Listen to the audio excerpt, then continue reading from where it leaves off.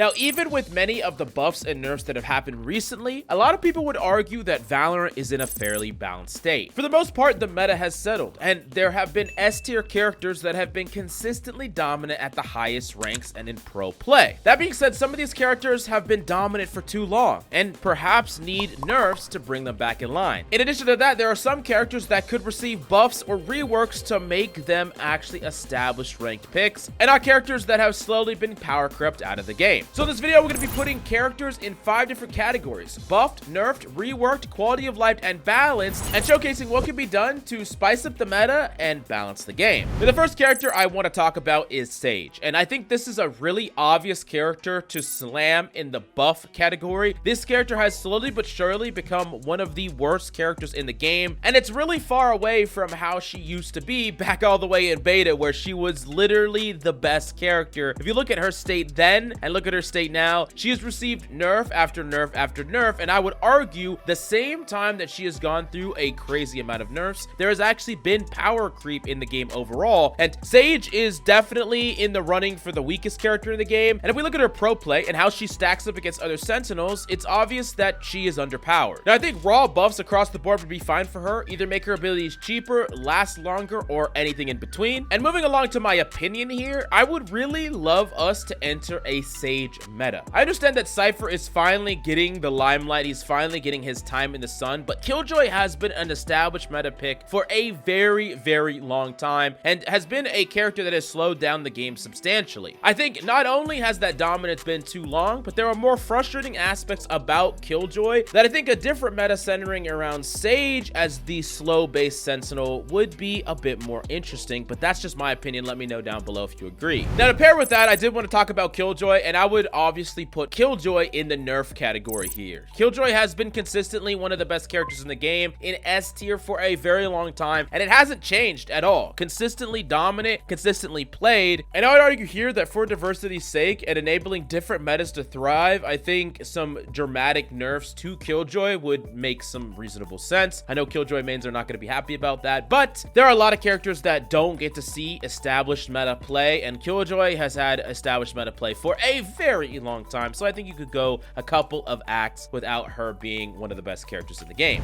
That being said, it's not going to really matter how great these agents are if you don't have the aim to back up your plays. Now, getting good aim can feel pretty daunting, but with our Aim God Masterclass, you can go from aim that looks like this to aim that looks like this. You see, great aim is the glue that is going to allow you to take everything you know about these agents and transfer it into round and game wins. So if you really want to climb, then check out our Aim God Masterclass, and we have a rank improvement money back guarantee. So if you don't climb, you don't pay. So what are you waiting for? Check it out right now in the links down below, and let's get back into the video. Now, the next Sentinel that we got to talk about is Deadlock, and Deadlock is actually seeing some play, especially on Abyss. This character is seeing a little bit more play than before. She is sometimes seen in these double Sentinel setups, and for a while she was seeing no play, but she's kind of broken in to see a little bit of play here and there. And while I think that that's good, and it's good that this character is finally seeing play, I think you could even further buff this character slightly to give her more flexibility as perhaps a solo Sentinel. I think maybe this would only actually work if you heavily nerf characters like Killjoy, but still, I think you could make the argument that a character that only sees play in double Sentinel setups every once in a while is not strong enough to stand on their own 2 feet, and we're gonna run into that same problem when we talk about the controllers later on with characters like Harbor, but we'll get to that then. I think some small buffs of the character further from here, and then we wait and let things settle, especially if you nerf other characters. It can have a dramatic change on the other character's pick rate in the meta. The next Sentinel that we definitely got to talk about is Cypher. I did reference him before, and I do think that Cypher is finally in a place where he gets to be meta after not being meta for a very long time. Now, this doesn't necessarily mean that he's in the right power level. I think he has to be so strong to a point that he can compete with characters like Killjoy. So perhaps a power creep problem is actually rampant here and throughout a lot of characters in the game, where if you nerfed characters like Killjoy substantially, you could still nerf characters like Cypher slightly, and he would be reasonable and fine, still powerful in the meta. So overall, it would be really small changes, if anything at all, and you could argue that he's balanced, but maybe small nerfs would come right after. And the last sentinel that we definitely got to talk about is Chamber. And Chamber, I think there's a strong argument to buff Chamber. We've had a dominant Chamber meta, and I think the reaction to having this dominant Chamber meta for quite some time was to nerf him so severe that you removed him from the meta entirely. But I think that there were a lot of things about Chamber meta that was really interesting to see and to watch. I think especially in pro play, it was really interesting and it was dynamic. I think in ranked play, Chamber really got to teach players the concepts of space and how to actually cut off the areas of the map that enemies could be in and their possible rotation routes. And it was also a sentinel role that demanded a lot of mechanical skill, and I think that overall it was a good dip into that meta, but not to that level of dominance, right? We don't want Chamber in every game taking over the entire game with a 90% pick rate, but still a character that sees almost no pro play and a character that is obviously heavily nerfed to the point where he doesn't even really see that much ranked play could demand some buffs in some regards. Cheaper abilities, cheaper weapons, a small change up into his kit overall. I still think the fact that he only has one trip is not really conducive to his identity as a sentinel, so I would argue that some of those things could be changed and the character could be more established in the meta with some of those specific buffs. And the next category that we got to talk about is definitely duelist, and there are a lot of characters here that can get buffs, nerfs, and even reworks, and we got to start it off with ISO. And ISO kind of changed everything for a little while when he received a massive buff being able to activate his overshield, and then from there got a massive nerf, kind of reeling that back in line. But still, this character is incredibly strong in the right hands, a character that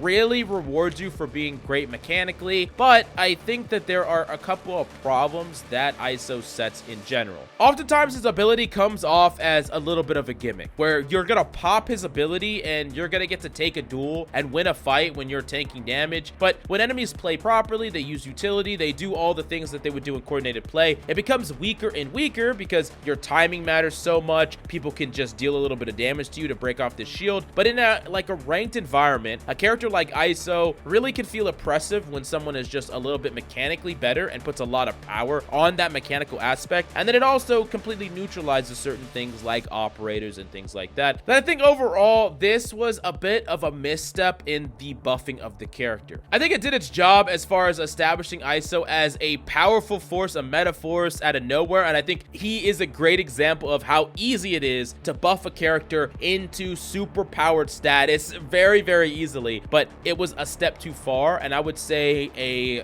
rework should actually hit this character once again, trying to give him power level in a different way. But if you have any suggestions for what they should do with ISO, let us know in the comments down below. And the next duels we got to talk about is actually Phoenix, and Phoenix is a little bit trickier because in ranked play, Phoenix is perfectly fine. He doesn't see any pro play, but in ranked play, he's actually really, really strong. He's really capable of filling in those gaps where your team is lacking something. He can do a lot of different things, and he's really good at generating kills, so there's just a lot about him to like. So I think in that regard, he's balanced. But if you wanted him to make a more resounding statement in pro meta play, you would have to buff him either incredibly severely, that would make him completely broken in ranked play, or you would have to give him a rework where some things of his kit get kind of focused in and honed in, so he's not someone that does a lot of different things. He's someone that does a few things extremely well, but I don't really think that that makes sense for the character overall. I think he's perfectly balanced. He's a character that will probably never see substantial meta play except in like weird triple duelist metas and some of the weird stuff that happened in recent pro metas that he did see a little bit of play here and there from some teams, but it was very infrequently and kind of resulted in like a 1% pick rate overall. But yeah, I mean, nothing you can really do about this character without changing his core identity, and his core identity is that of a duelist that's good in ranked, but is different from a lot of the only aim-centric duelist of characters like Raina and ISO. It requires other things from you, and I think it's healthy and good for the game overall. The next duelist that we got to talk about is Jett, a character that has been an established best or top 5 agent in the game for a very long time. And if you just look at her stats alone, you might argue that she deserves huge nerfs. But there's a couple of things that you have to consider before saying, oh, let's just hit the nerf hammer on Jett. For one, Jett has been nerfed a lot, like a crazy amount of times, and it hasn't really dramatically changed her dominance. And the reason for this is because a character like Jett is just necessary. Being able to aggressively get to site, dash to site, and create that space, clear those angles, set up with an initiator. This is how Valorant is played from a highest level. This is how entries on sites are played. And a character like Jett, or something that can do something similar, is basically necessary. And it doesn't really matter how much you nerf this character. You either keep that core identity in place and she's gonna still be needed and used, or you remove it and then you just don't have that. And there are other characters that can do something similar, like Raze, and maybe you could argue Neon, but they're not being able to be as flexible as a character like Jett, and they have certain weaknesses on certain maps that Jett doesn't have. That's why Jett has a certain map pick rate where she's basically picked 100% of the time in a lot of pro matches on certain maps. So really, I don't think that Jett's dominance is a result of her individual power as much as it is that she accomplishes something that a composition desires, right? And of course, you could keep nerfing and nerfing and nerfing this character to oblivion, but that would overall just make this character feel really terrible to play, but still played. And I don't really think that's a great precedent to set, but you could also argue that if it came with nerfs to sentinel characters, then characters at the highest ends of the power level scale, and it was an overall nerf to power creep overall, you could nerf Jett further a little bit. But for now, I'm actually gonna put her in the balanced tier, because honestly, if there were other characters that could fulfill this role that Jett has, Jett would not see anywhere near as much play. Just a lot of the duelists that have been coming out are characters that don't have that form of active mobility, that don't have a way to burst out on site, and can't fulfill this need in compositions like Jett can. But if you have a different take, definitely let us know in the comments down below. And now the next character that we got to talk about is Raina, and this is kind of what I'm talking about when I say that duelists need certain things to see play and pro play, and if they don't have those things, it doesn't matter how much you buff them, they won't see pro play. And Raina's like the perfect example, because she has been buffed and buffed and buffed, and she's so freaking strong. She feels crazy to play, but she's also not going to see established pro play at all. And if you wanted her to be an established pro picked character, you would have to buff her so severe that she would be just a demon in ranked, and she already kind of is the demon of rank. And overall, I think that Raina needs to be put in the same category as Phoenix, where it's okay if this character isn't a pro picked character, because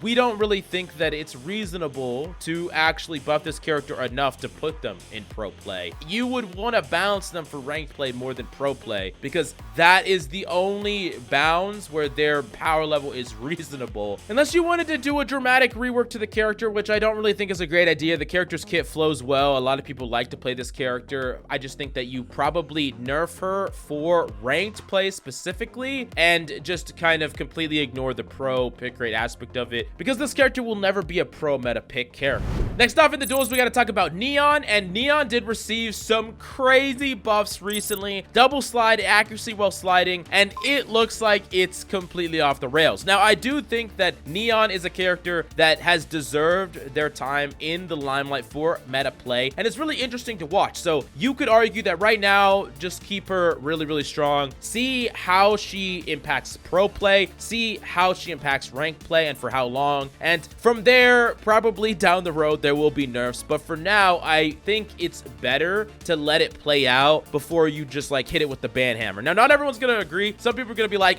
no, get this character out of my lobby right now. It needs nerfs right now. And look, I understand that, but really, I can make the argument that some characters, especially when they don't get a lot of time in the meta as a whole, like in the life cycle of Valorant, they deserve periods of time where you know that they are maybe a bit overtuned, but you're fine with it. But if a character has had a really dominant reign of time, you know, many acts all together, many episodes all together where they've been consistently dominant, then yeah, those characters obviously deserve nerfs. So it's a little bit different here. So for now, I would say keep this character as is, but definitely keep an eye on her, because, you know, you all know how strong she is right now. Now, the next character we got to talk about is Raze, and I think Raze is exactly what I'm talking about when you nerf a character to the point where they can feel a bit frustrating to play. Like, I understand that from a pick rate point of view and a power level point of view, Raze was really strong, but in order to counteract that, they nerfed some abilities like Boombot to the point where its range is really low, it feels not as effective, and some of the abilities are just a little bit more frustrating to use than they once did. And I also also think that a lot of that is because of the meta that we're in. Like, being able to deal with a lot of utility when characters like Killjoy and Cypher are really, really strong, it makes sense that Raze would be really, really picked. And when you only have characters like Raze and Jett capable of taking space on site, then it makes sense that those characters would have dramatically high pick rates, right? So there's a world where Raze wouldn't have to get nerfed nearly as much if there were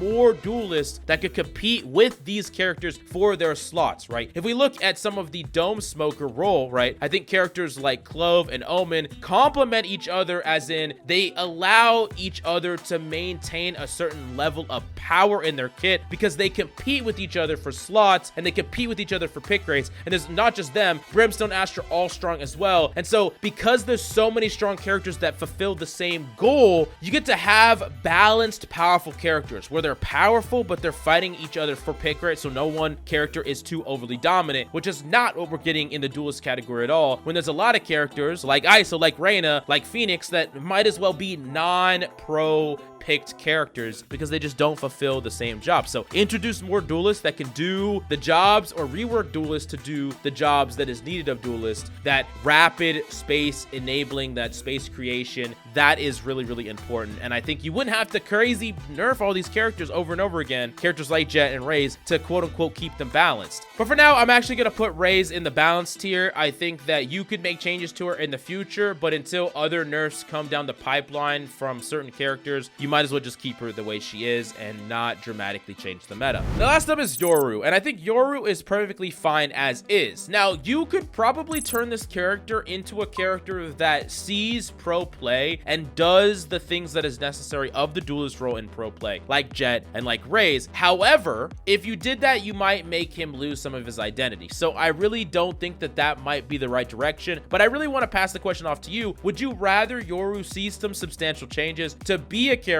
that could balance out the duelist role a bit more, or do you want to maintain his core identity as it is now and not touch it any further? I think that's probably gonna be up to your personal preference, but one of the few frustrating things that I've heard the most from Yoru is the fact that when he teleports away, a lot of times it doesn't make a loud enough noise, or it doesn't make any noise at all. And I think that perhaps more sound cues there could be a bit more fair, so you could maybe make that argument, but I think pretty much no changes to the character overall. Next up, we have the controller role, and I'm gonna say it right now, the controller role is fairly balanced except for one freaking character. There's one character that has had a very long reign of dominance, and it's for many of the reasons that we've talked about with the duelist role, and it's Viper. Viper has had too long of dominance, but similar to other characters, I don't necessarily think a nerf to this character will make it so that she's not played. I think that she needs to be played on some maps because of the kit that she provides. However, if you did a combination of a dramatic nerf to Viper and a buff to a character like Harbor, giving him potentially even a buff rework to establish them more as a line smoker and capable of doing many of the things that Viper herself can do, then you could add some more diversity and maybe put it in line to where Harbor and Viper split a lot of that necessary pick rate instead of Viper just having all of it and eating up the whole thing, in a very similar way that we see a lot of diversity with characters like Brimstone, Astra, Clove, and Omen. I think that would probably be the best thing forward, but an even better suggestion than that is slight nerfs to Viper, slight buffs to Harbor, and then an introduction of a new line smoker, a new character that would more balance out the meta from here. Now, as far as the other controllers, I honestly think that all of them are reasonable right now. You could make a small argument that Astra and Brim both could receive small buffs to put them more in line with their other Dome Smoker counterparts, Clove and Omen. But other than that, specifically Clove and Omen, I think are balanced as of right now, and the other controllers could receive some small buffs, Harbor a more larger buff, and then Viper a small nerf, in addition to a new Lime Smoker, and that would probably create the diversity in the category that a lot of us are craving right now. Now, last up, and certainly not least, we got to talk about the Initiator role, and a lot of these characters are balanced. I think the Initiator role is probably the most balanced out of the entire roster because of how competitively strong every single character is in the Initiator role. general. All of them are really, really good. Right now, I think Skye is finally in a reasonable state. Really, really strong, but not completely busted like she has been in the past. Fade is the one character that you could say, yeah, you could probably buff Fade a little bit. Sova right now is winning the Initiator information gathering